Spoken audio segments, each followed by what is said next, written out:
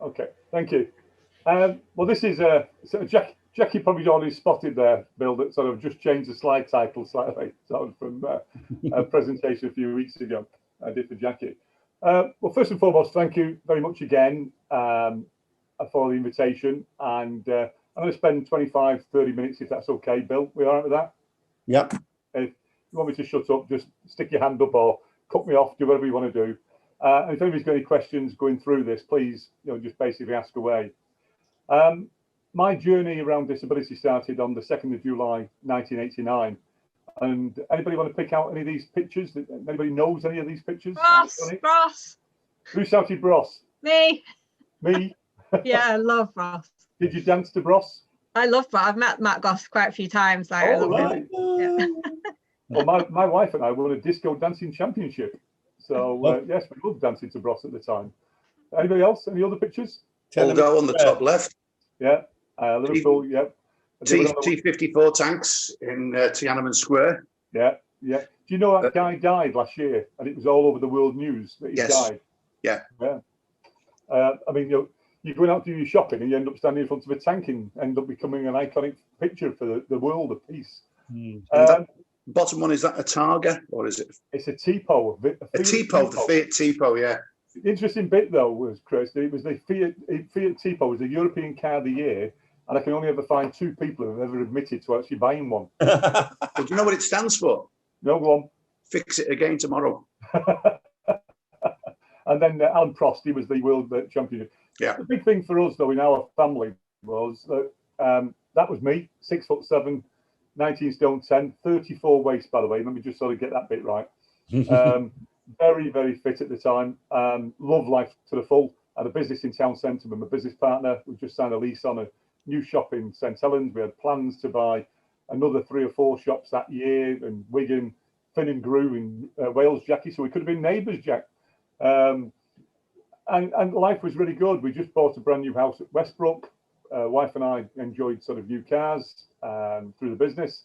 And, life couldn't have been better. It was a really, really good time, and I loved it. And on the 2nd of July 1989, we were playing at Prescott Leisure Centre just down the road, and sadly I put my head in the wrong place in a tackle and broke my neck, and it's left me with no use in my legs, no use in my right arm at all, and I've got limited use in this hand.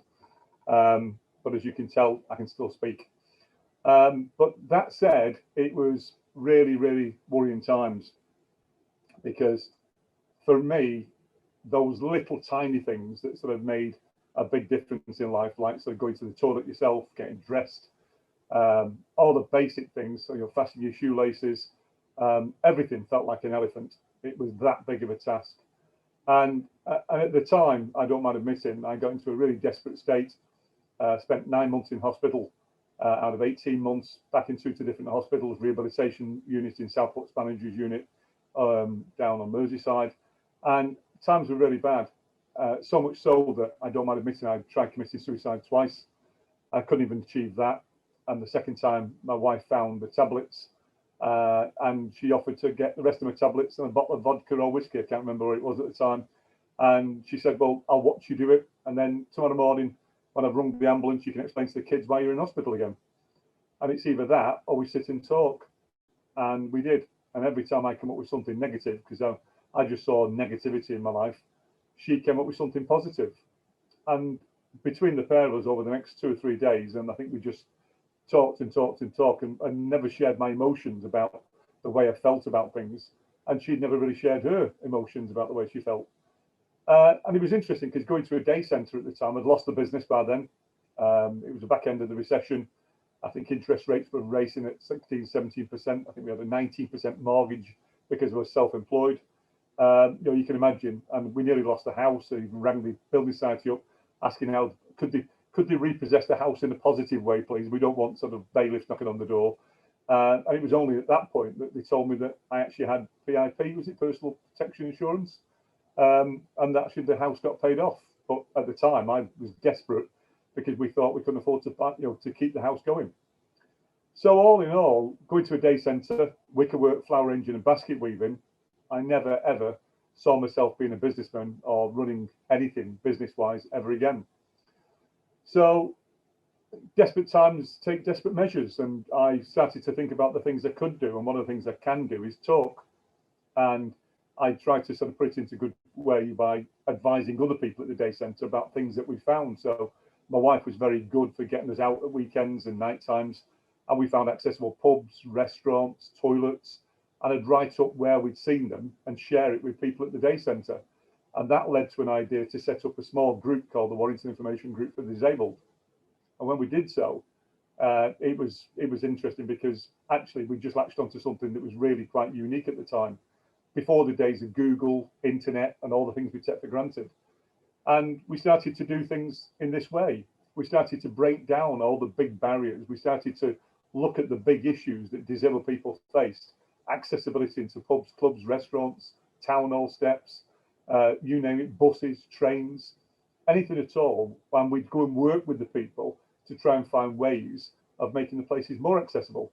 Because there's one sure fact: the purple pound, as it's called, this is the pound that's available to disabled people, is worth 280 billion to industry. And it's only when you start to look at that, you start to realize that actually, when you start putting a business case together, because if you can make a restaurant accessible, you don't just get me as a wheelchair user, you get my wife, my kids, my grandchildren, you get friends, family. So if you make your place accessible, actually a lot more people can use it. Actually, parents with pushchairs and prams can use it. And then you find, I mean, and it just goes on and on and on. Well, for me, the interesting bit in my life was that after several years of despair, meeting these two guys, Eric and Alan, who sadly passed away now, this is the group we formed. And if you look at the computers there, they're the old DOS systems. You know, I think, I can't remember what the memory was, but I think it was something like, I won't even make myself embarrassed by trying to make up the sort of the gig. But it was quite interesting because I think the people at the day centre, the staff at the day centre, thought it was a bit of therapy for me, Eric and Alan. And they used to let us go in this office, 8 foot by 8 foot office, 3 days a week. And what they didn't realise was that we were setting the plans for what today is an amazing charity. And at one stage, somebody asked me, Dave, that telephone of yours never stops in that office. How many telephone calls do you get? And we used to add up every one. It was like a bit of a bar gate. And we did 1,683 inquiries in 1 month in October. I remember it well. I think it was 1992. And people just never believed us that was the type of inquiries. When I said those inquiries, a lot of those were coming from GPs, nurses, physios, OTs, not just disabled people.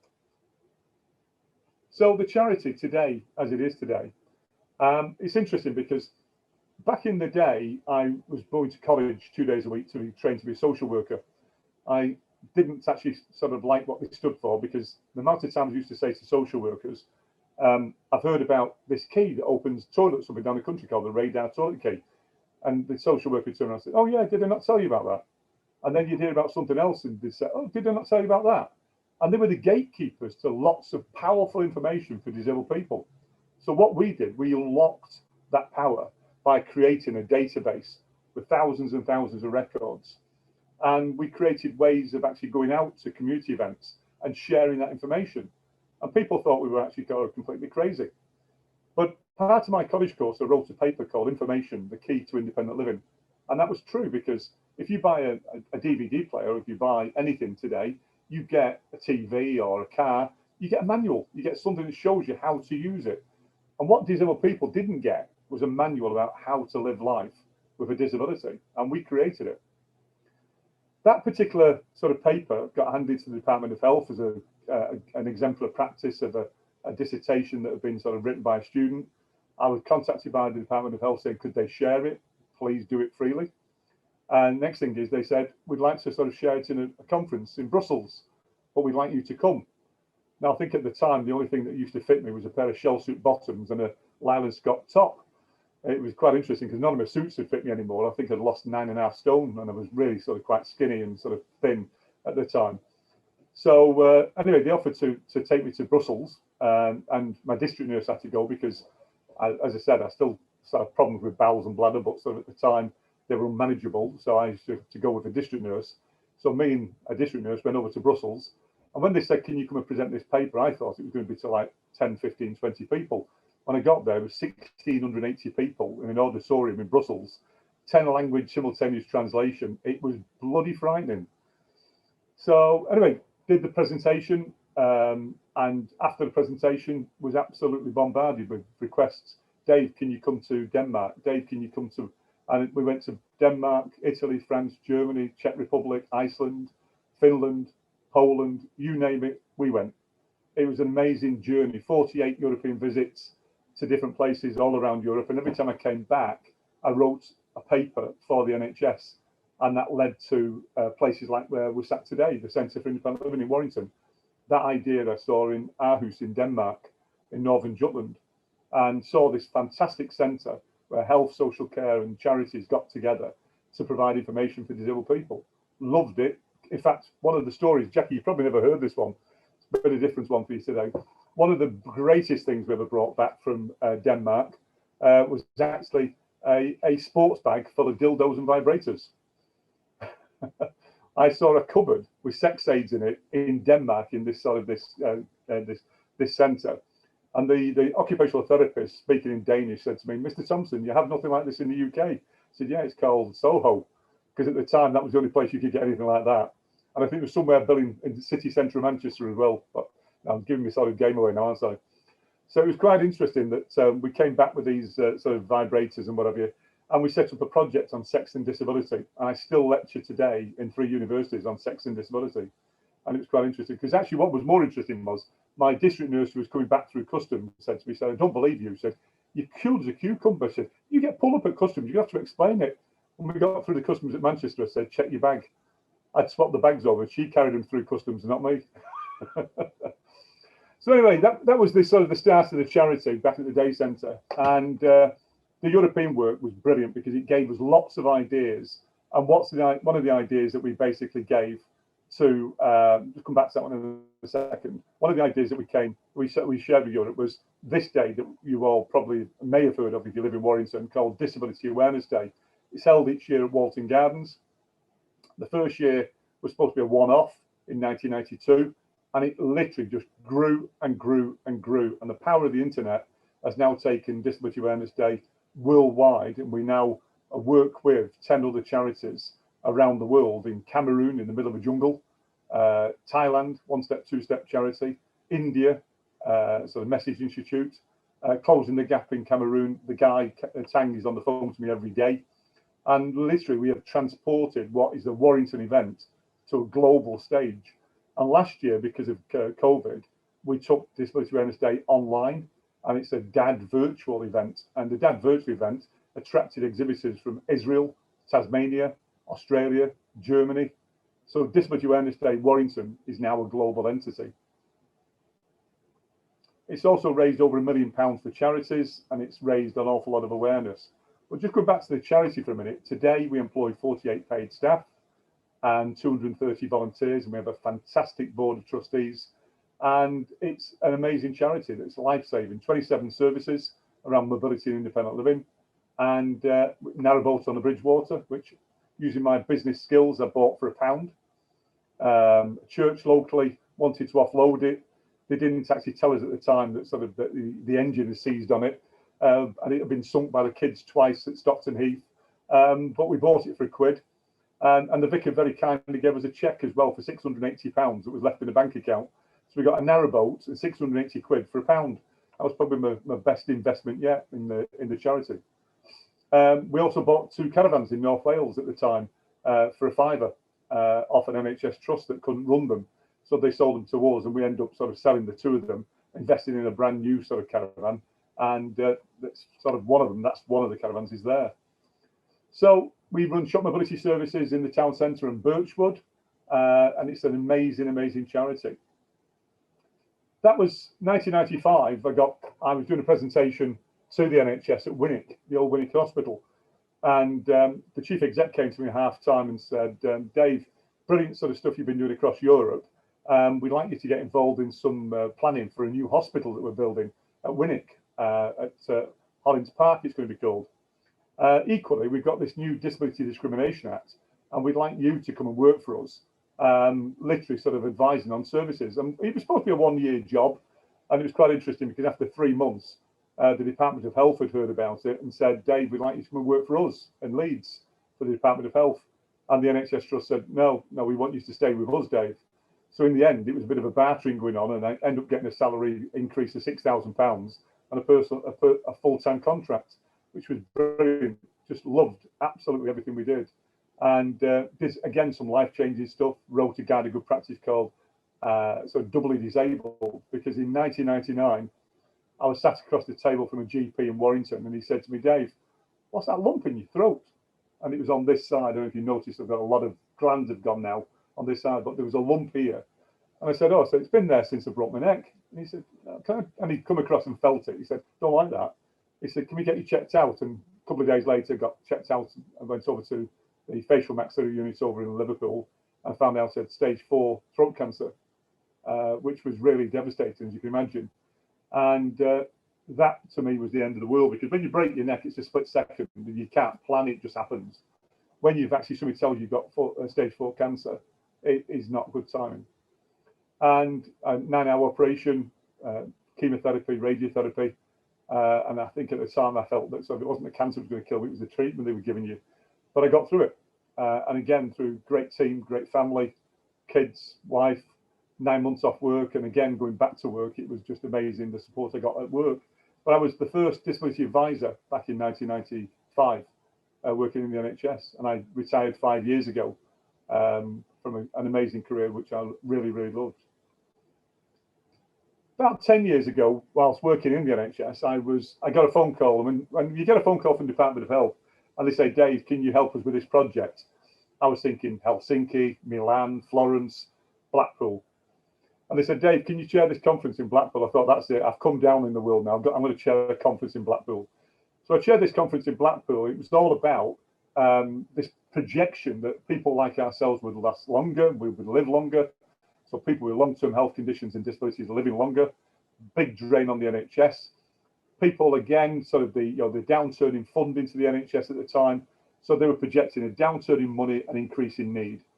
And all of this in the middle was that all this money was spending on wheelchairs and lifts and chairs and tap turners and everything you can think of, backboards and everything to do with disabled people. They wanted to create a user-led purchasing market, so where people like me would buy my own wheelchair, I'd buy my own lift in my house, I'd buy this. So they started to increase the criteria that disabled people could access equipment free. But the biggest problem we had, in Warrington, we had a showroom and we had some horror stories. We would have Mrs. Jones, number 22, would come in. She'd actually sort of be shown a bath board costing £25. We'd give her a list of local suppliers. She'd disappear. 3 weeks later, the family would bring her back in for something else. And they'd be telling us the horror story that they didn't buy the £25 bath board. They bought a £900 power seat that she didn't need. But equally, the £900 power seat we could have sold for £300. So with that in mind, I put a project together, because I was chairing the charity at the time, put a project together with colleagues in the NHS and the local authority to set up a trading arm of the charity called DTC, Disability Trading Company. And we started trading the first year in the big picture in the middle, the big blue carpet area, the centre here, which we just refurbished with a grant of 900,000 from the big lottery. And we raised another 500,000 and we spent 1.4 million on the centre, which, by the way, is my old school. This was the headmistress's office I'm sat in today.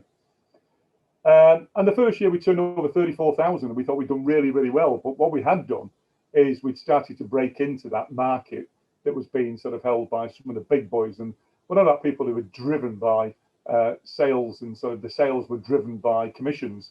So if you walked into one of their showrooms, and still today, they are in Warrington today, the company I'm referring to, the first thing they'll look at is what can you afford? And they will then try and sell you something to what you can afford, not what you need. And that's our different philosophy. Ours is driven by values and ethics around the fact that we won't sell something if somebody can get it for nothing. We won't sell something if actually something else can actually do it better. And with that in mind, we've actually had lots of rows with disabled people who have said, sorry, that power chair, you're going to kill yourself or you're going to hurt yourself. And somebody else is going to get hurt if you use that power chair. They've walked out of here because we wouldn't sell it to them. They've walked into another shop on Manchester Road or elsewhere and sold that chair. And days later, they've actually sort of hurt themselves very, very badly because all they were interested in was a sale. So this year, interestingly, we've just signed off the 1920 accounts and we were absolutely bowled over. We actually smashed the £1 million target that we'd set ourselves 10 years ago. 1.1 million we turned over, and every penny of profit goes back to the charity. We've never had increases in our contracts in the local authority for the last 12 years. In fact, if anything, we've had reductions in our contracts with the local authority in the last 12 years. We now today receive less today than we did 12 years ago from the local authority, and yet we deliver 5 times more services in those contracts. Some of those contracts were only given for part-time, and we now deliver 2 members of staff full-time, 6 days a week, because we know that the need, and we fund it from the Disability Training Company. And Jackie and her husband John are one of our supporters for a project we've actually set up at Warrington Hospital, and we're really grateful for the business community of people like Jackie and John. So we mentioned Disability Awareness Day virtual. Please have a look at it. It's www.dadvirtual.org.uk, and we'll run it again this year on the 3rd of December. But we are hopeful, and I say hopeful, of running our live events on the 5th of September this year, which would be our 30th anniversary. So my life has been all about people. It's been about people helping me with the toilet, helping me get dressed, helping me sort of get from A to B. Life is all about people. The one thing that I am absolutely eternally grateful for is the help I get from my wife, my family, friends, and these guys. This is Team WDP. The team at the top is Disability Awareness Day. The team at the top is Warrington Disability Partnership. The team at the bottom is Disability Awareness Day. We call the team at the bottom Dad's Army because they are an absolute army of volunteers. Actually, last year we actually worked out that 10 of us had done on average in a 10-day stint, 160-hour week. 10 days, 160 hours in 10 days. It was an amazing job. But we gave some amazing time to lots of people. But to me today, life's about being independent. It's about being able to have a shower yourself, go to the toilet. I won't go into the ins and outs of the toilet, but sort of going to the toilet is the bit. Sleeping together. I mean, it was amazing that sort of you could take for granted actually sleeping together in the same bed. Actually, when I first had my accident, I slept and toileted in my dining room in a single bed. Wife had to come down twice a night to turn us over for pressure relief. And then eventually, after 5 years, we had the extension built, which was a quick extension, social services told us. And we were looking forward to getting back together in the bed together. That wasn't going to happen because what happened was the district nurses insisted I still had my pressure relief mattress, which was about 3'6" wide. So my wife had 18 inches of a king-size bed to perch upon, as she called it. And the district nurses said, well, there's nothing we could do. Pam will have to go back upstairs and sleep upstairs for the rest of your time together. And you'll have to sleep downstairs in this nice king-size bed with your pressure relief mattress. What they actually offered, though, was because Pam was getting tired coming back and 2 downstairs, we'll send 2 district nurses in twice a night to help Dave, sort of reposition in the middle of the night. When I joined the NHS, one of the things I actually found out was a king-size mattress of the type that I had cost an extra £54. So if they'd have given us a king-size mattress costing another £54, they could have given us back our dignity, our privacy as a couple, and actually sort of they could have saved thousands and thousands of pounds for all these nurses that came back into our house to help me readjust. And it's just barbaric how services just did that. Picture at the bottom, hand controls in my car, cost £52,000. So I drive the car with a joystick, left and right, forward and brake. And it's interesting because the first time I saw this was at Crowthorne at a mobility show down in Surrey. And I drove a transit van that was adapted with these hand controls in the wheelchair with the hand controls at the side. They took the driver's seat out, so you sat in the wheelchair and you drove the vehicle. And I literally cried for the 3 laps around this track, and I never, ever thought I would ever drive again. I'm still going to get somebody to get the wheelchair in and out of the boot, but it's a small price to pay for the independence of being able to do what I want to do. And then having a lift in the house, I can't believe it. We had our extension built for 10, 15 years. I couldn't even go upstairs, didn't know what the kids' bedrooms looked like. And then one day, when my son was about to leave and sort of move out to his own house, he said, Dad, he said, I'm sure we could get your wheelchair around upstairs. It was interesting, though, that he never come up with this idea when he was living in the house. So I think he didn't want me to see his bedroom. That was what the issue was. But actually, yeah, my wheelchair did get round. So we invested in an extension at the side of the house, put the through-floor lift in, and I can now get round the full house. My wife said it's a good job I didn't see his bedroom, by the way. So, positive about life. I love lecturing. I love training staff. We've got some big contracts with United Utilities. I still work in the NHS 1 day a week, chairing meetings for the NHS on accessible information standards, which was one of the policies I introduced in the NHS when I worked there. The picture of getting my MBA was something, again, I never, ever thought I would achieve. The three youngsters in the middle there, they're my rock. They just keep me going with three grandkids. The two younger ones, the two girls, last week got a recognition from Nick Hopkinson, Hoppy, High Sheriff. He gave them the Young Volunteer of the Year award for Cheshire. So they got the joint award. The bottom one is probably one of my proudest moments of my career, was actually being given the Lifetime Achievement Award at the Warrington Business Awards 3 years ago. Actually getting that award and then putting that call out for support and getting that support from John and Jackie and 10 other businesses was just amazing. And they're my two kids, my wife and my daughter-in-law, and the top picture. So today, no thoughts of suicide. I haven't got time to consider suicide anyway, if I wanted to. And inspiring others. Scuba diving is my hobby. Underwater, I'm weightless. Underwater, I can't walk, but I can definitely maneuver. And one of my sort of favourite things underwater is literally doing somersaults. Sadly, I forgot to mention to one of the instructors I was with a few years ago, and he thought I'd got sort of the bends underwater and dragged me to the surface because he thought I'd gone completely loopy. And I forgot to tell him that I was actually doing somersaults because I can. I've now done 240 dives. Love it. Sadly, I won't be doing dives again with the guy that we mentioned, like Jackie, a few minutes ago. Dave was he's my best mate, he's my dive buddy. Sadly, Dave had a heart attack just over a year ago, and I had to get out the wheelchair and start giving him CPR on the floor until somebody found a defibrillator to revive him. But sadly, Dave won't dive again, but he's offered to support me with my future diving. As I said before, Disability Awareness Day, India, Cameroon, that's Tang, the guy I mentioned a minute ago, and that's Closing the Gap, so charity, and One Step, Two Step, charity at the bottom there from Thailand. Aspirations, still got aspirations. I love a Formula One lightweight wheelchair made down to a Formula One carbon fibre. Sadly, it cost 18,000 quid, so I won't be getting one of them too quickly. Bottom one is David Weir. Not many people know that I actually broke the world record in discus in 1992 in the Para Games in the Czech Republic. Interesting how Warrington Borough Council told us it was just a twin town event day with some disabled people from NACOD and some disabled people from Warrington. Could you get a team together? And we did. We got over there. It was the second biggest Para Games to the Barcelona Olympics. Tanny Gray Thompson and all the big Olympians were there.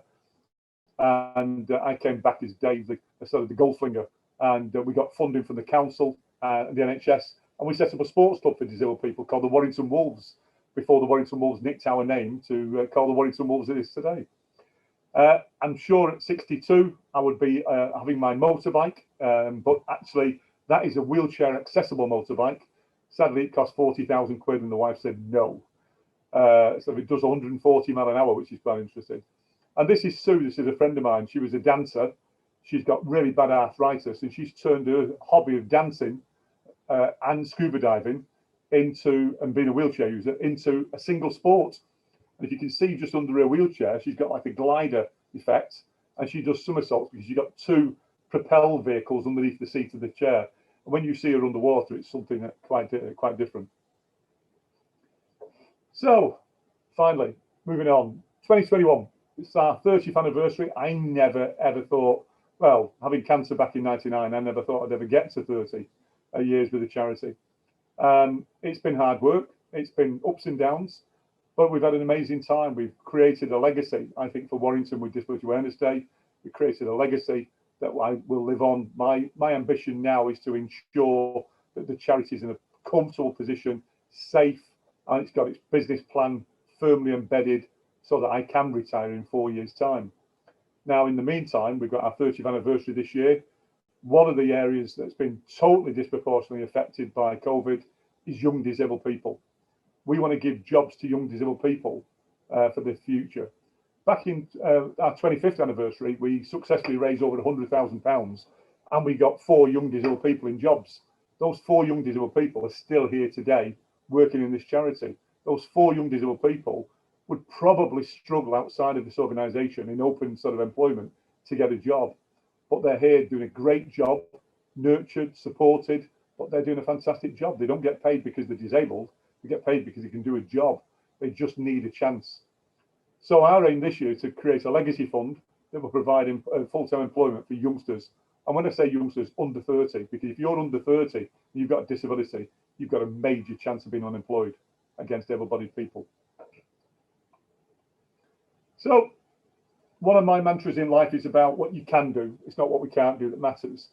But the one thing that I've really sort of kept to in my life, and I've really kept to with the charity and the team I had in the NHS, was find the purpose.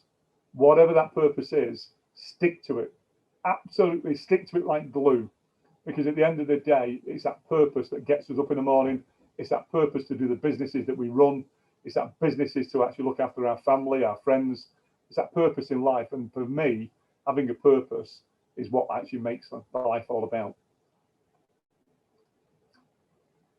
So this is my daughter's cartoon caricature of Dad. Not quite sure where she got the sort of the smiley teeth from, but we'll not go into that. Or the two hands, but so she said when she saw it, she said, "Dad, you've got to use this. It's really good." I'm on Twitter, Facebook, LinkedIn. Give us a follow. Let's have a bit of a laugh. You'll see my sarcastic sort of take on disability, because at the end of the day, I believe in one thing: you can't laugh at yourself, you can't laugh at life. Thank you.